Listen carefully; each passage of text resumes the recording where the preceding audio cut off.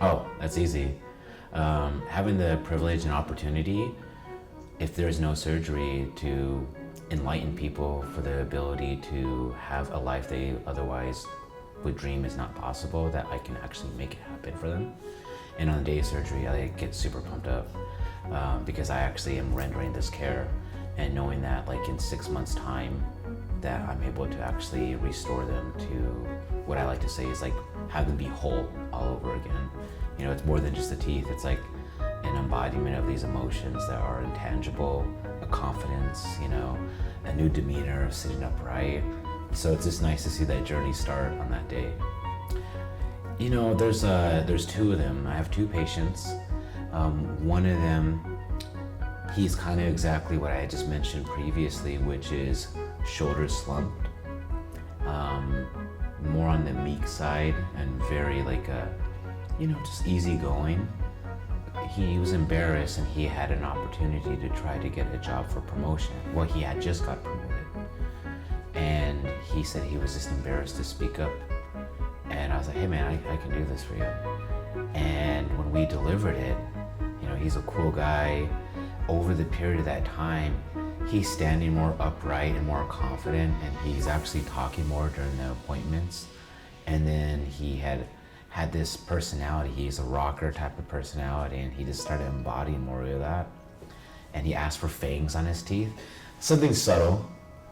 And we accommodated that, but the fact that like that's him and it actually fit his face. And the day of the delivery, he didn't break down, but he definitely made our team kind of like really teary-eyed and emotional, because we're like, how is it?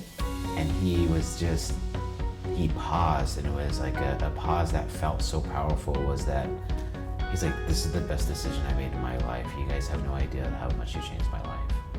So that one really sticks with me. And the other one is, he's not in his finals yet, but he had previous implants that failed, that weren't an all-on-4.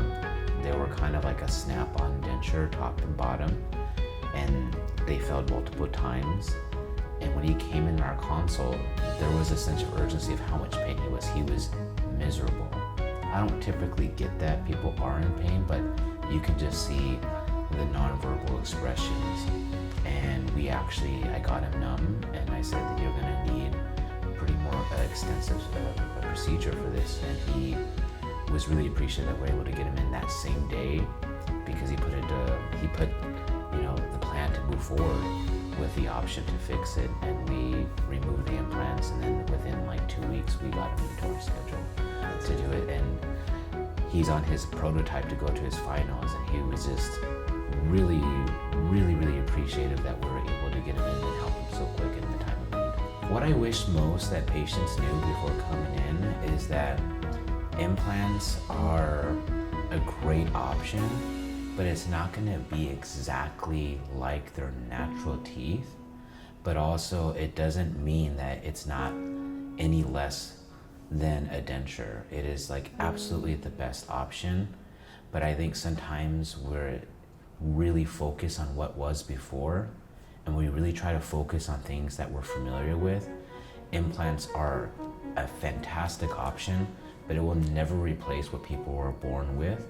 But it gets you 95% there,